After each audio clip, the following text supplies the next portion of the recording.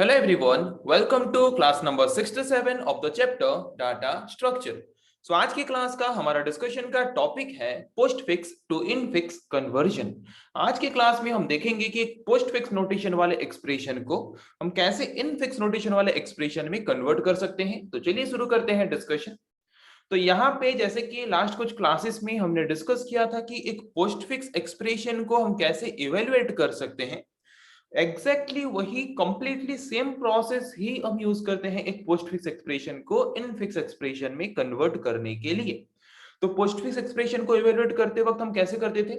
जब भी हम कोई पोस्ट फिक्स एक्सप्रेशन को इवेल्युएट करते थे, सो लेफ्ट साइड से लेके राइट साइड तक हम हर एक कैरेक्टर को उस पर्टिकुलर एक्सप्रेशन का स्कैन करते करते आते थे। और अगर वहां पे कोई ऑपरेंड आता था तो ऑपरेंड को हम स्टैक में इनपुट करते थे, स्टैक में पुश करते थे। और अगर कोई ऑपरेटर आता था तो दो ऑपरेंड को स्टैक से पॉप आउट करके हम क्या करते थे? ऑपरेशन परफॉर्म करते थे। फिर जो रिजल्ट आता था उस रिजल्ट को हम फिर से स्टैक में पुश करके स्टैक में स्टोर करके रखते थे। ओके, और ये प्रोसेस तब तक चलता रहता था जब तक हम सारे कैरेक्टर्स को स्कैन नहीं कर लेते उस पर्टिकुलर पोस्ट फिक्स एक्सप्रेशन का। ओके, वही सेम स्टेप यहाँ पे लिखा है। If a character is operand, अगर कैरेक्टर एक ऑपरेंड है तो उसको स्टैक में पुश करेंगे। अगर कैरेक्टर एक ऑपरेटर है तो पॉप करेंगे दो ऑपरेंड को स्टैक से। ओके, और उनको लेके क्या बनाएंगे? एक स्ट्रिंग बनाएंगे। ओके, स्ट्रिंग बनाएंगे मतलब क्या? एक एक्सप्रेशन बनाएंगे। और उस एक्सप्रेशन को फिर क्या करेंगे? उस एक्सप्रेशन को मतलब एक इनफिक्स एक्सप्रेशन बनाएंगे जहां पे ऑपरेटर बीच में होता है दोनों ऑपरेंड्स के। उसके बाद हम क्या करेंगे? एक्सप्रेशन को बनाने के बाद उसको फिर से पुश करके स्टैक में स्टोर कर देंगे। और ये स्टेप 1 एंड 2 रिपीटेशन चलता रहेगा जब तक हम सारे कैरेक्टर्स को रीड नहीं कर लेते। और सारे कैरेक्टर्स को रीड करने के बाद लास्ट में सिर्फ एक ही वैल्यू बचेगा या फिर एक ही स्ट्रिंग बचेगा जो कि हमारा फाइनल इनफिक्स एक्सप्रेशन होगा। This is the complete process of converting A post fix expression into infix expression. Okay, तो एक एग्जांपल लेते हैं। तो यहाँ पे देख सकते हो ये एक क्या है? पोस्ट फिक्स एक्सप्रेशन है।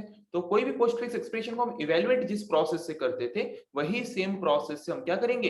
यहाँ पे पोस्ट फिक्स एक्सप्रेशन को इनफिक्स एक्सप्रेशन में कन्वर्ट भी करेंगे। सो फर्स्ट क्या है? ए, लेफ्ट से राइट तक हम स्कैन करते करते जाएंगे।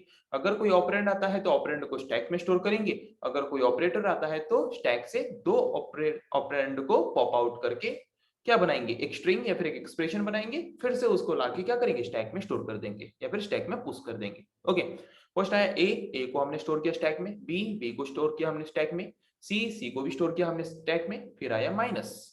तो एक चीज हमेशा ध्यान रखना, जब भी हम पोस्ट फिक्स एक्सप्रेशन को इवेल्युएट करते हैं तब हमारा जो ऑपरेंड होता है, फर्स्ट ऑपरेंड कौन सा हम लेते हैं और सेकंड ऑपरेंड कौन सा हम लेते हैं। जब भी आप कोई भी पोस्टफिक्स एक्सप्रेशन को इवेल्युएट करते हो तो ये अंदर वाला मतलब जो बाहर मतलब जो सबसे ऊपर टॉप ऑफ द एलिमेंट जो है स्टैक का, वो सेकंड ऑपरेंड होता है पोस्टफिक्स ऑपरेशन। मतलब जब भी हम पोस्टफिक्स एक्सप्रेशन को इवेल्युएट करते हैं उस वक्त। और जो सेकंड वाला जो मतलब सेकंड टॉप मोस्ट एलिमेंट है उसको हम ऑपरेंड 1 के हिसाब से कंसीडर करते हैं जब भी हम पोस्टफिक्स एक्सप्रेशन को इवेल्युएट करते हैं या फिर पोस्टफिक्स एक्सप्रेशन को इनफिक्स एक्सप्रेशन में कन्वर्ट करते हैं। तो ये चीज ध्यान रखना, अदरवाइज आपके माइंड में कंफ्यूजन क्रिएट होगा कि पोस्टफिक्स में ऐसे क्यों हो रहा है, प्रीफिक्स में ऐसे क्यों हो रहा है। पोस्टफिक्स एक्सप्रेशन में क्या होता है पता चला कि जो टॉप मोस्ट एलिमेंट है वो सेकंड ऑपरेंड के हिसाब से कंसीडर किया जाता है और उसके नीचे वाला जो ऑपरेंड है वो फर्स्ट एक्सप्रेशन मतलब फर्स्ट ऑपरेंड के हिसाब से क्या किया जाता है? फर्स्ट ऑपरेंड के हिसाब से कंसीडर किया जाता है। ओके, तो यहाँ पे हम क्या करेंगे? बी एंड सी दोनों ही ऑपरेंड को यहाँ से पॉप करेंगे। पॉप आउट करने के बाद माइनस जो ऑपरेटर है उसको लेकर हम एक स्ट्रिंग बनाएंगे। ओके, जैसे कि मैंने बनाया यहाँ पे बी माइनस सी। फिर से आया प्लस, फिर से क्या करेंगे? बी माइनस सी को पॉप आउट करेंगे, ए को फिर से पॉप आउट करेंगे। दोनों को पॉप हमने कर लिया। पॉप करने के बाद हमारा फर्स्ट ऑपरेंड कौन है? ए, और सेकेंड ऑपरेंड कौन सा है? बी माइनस सी। सो ए प्लस बी माइनस सी, इसको फिर से हमने क्या किया? स्टैक में पुश कर लिया। फिर क्या आया? डी। फिर डी को हम क्या करेंगे? डी को पुश करेंगे। डी को पुश करने के बाद फिर आया ई, ई को पुश करेंगे। फिर आया माइनस। सो डी एंड ई को पॉप करेंगे तो एक्सप्रेशन क्या बनेगा? डी माइनस ई। डी माइनस ई को फिर से पुश करेंगे स्टैक में। फिर आया प्लस।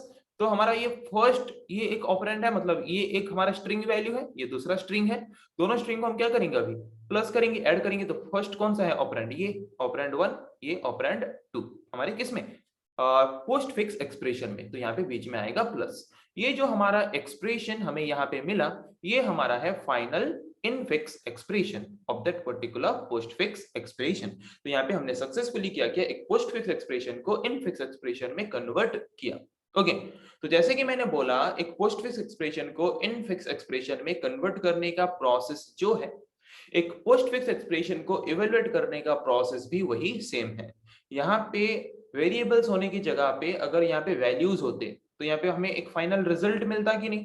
तो चलिए और एक एग्जांपल ले लेते हैं वैल्यूज वाला, और इस पर्टिकुलर पोस्टफिक्स एक्सप्रेशन को हम क्या करते हैं, इनफिक्स एक्सप्रेशन में जैसे कन्वर्ट किया वही सेम प्रोसेस यूज करके इसको इवेलुएट करने की कोशिश करते हैं, देखते हैं हमें रिजल्ट मिलता है या नहीं। ओके, सो पहले आया 7 को पुश करेंगे स्टैक में, फिर 5, फिर 2 पुश किया हमने, फिर आया प्लस। सो यहाँ पे 5 + 2 करेंगे, 5 + 2 मतलब 7 फिर से पुश करेंगे स्टैक में, फिर आया इनटू 7 × 7 49। ओके, फिर आया 4 को पुश करेंगे, फिर आया 1 को पुश करेंगे, फिर आया 5 को पुश करेंगे, फिर आया माइनस।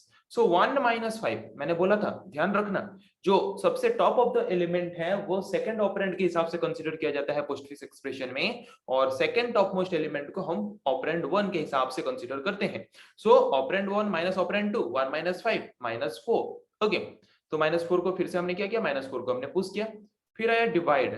सो 4 डिवाइड -4 -1 को फिर हमने ऑपरेशन परफॉर्म करके फिर से हमने उसको स्टैक में पुश किया, फिर आया माइनस 49 - 1 49 -1 माइनस माइनस क्या होगा, plus. So 49 + 1 50। So the final result is 50। Okay, तो यहाँ पे हमने देखा कि एक पोस्टफिक्स एक्सप्रेशन को इवेल्युएट करने का प्रोसेस जो है, एक पोस्टफिक्स एक्सप्रेशन को इनफिक्स एक्सप्रेशन में कन्वर्ट करने का प्रोसेस भी वही सेम है। और एक पोस्टफिक्स एक्सप्रेशन को जब हम इवेल्युएट करते हैं या फिर इनफिक्स एक्सप्रेशन में कन्वर्ट करते हैं, सो स्टैक का टॉप मोस्ट एलिमेंट जो है वो हम सेकंड ऑपरेंड के हिसाब से उसको कंसीडर करते हैं, और सेकंड टॉप मोस्ट एलिमेंट को हम ऑपरेंड 1 के हिसाब से कंसीडर करते हैं। ये चीज हमेशा ध्यान देना। तो वैसे आपको और कुछ क्वेश्चंस प्रोवाइड किए गए हैं जहां पे आपको क्या करना है, पोस्टफिक्स एक्सप्रेशंस को, पोस्टफिक्स नोटेशन वाले एक्सप्रेशंस को इनफिक्स नोटेशन में कन्वर्ट करना है। ओके, तो यहाँ पे जो आपको सेकंड नंबर क्वेश्चन में आप देख रहे हो, यहाँ पे आपको प्रोवाइड किया गया है एक पोस्टफिक्स एक्सप्रेशन वैल्यूज वाला। तो यहाँ पे आपको क्या करना है, इसको इनफिक्स नोटेशन वाले एक्सप्रेशन में कन्वर्ट करना है। अगर आपको इसका वैल्यू कैलकुलेट करने को बोला होता तो आप वैल्यू कैलकुलेट करते, अगर वैल्यू कैलकुलेट करने को नहीं बोला है तो इसको आपको इनफिक्स नोटेशन वाले एक्सप्रेशन के फॉर्म में रिप्रेजेंट करके रखना होगा, वैल्यू कैलकुलेट मत करना। ओके, सो ये कुछ क्वेश्चंस आपको प्रोवाइड किए गए हैं, इनको आपको खुद से प्रैक्टिस करना है। ओके, जिस तरीके से हमने किया वही सेम प्रोसेस को फॉलो करके। सो नेक्स्ट क्लास में हम डिस्कस करेंगे ऐसे और कुछ टॉपिक्स के बारे में। आज के लिए इतना ही, थैंक यू।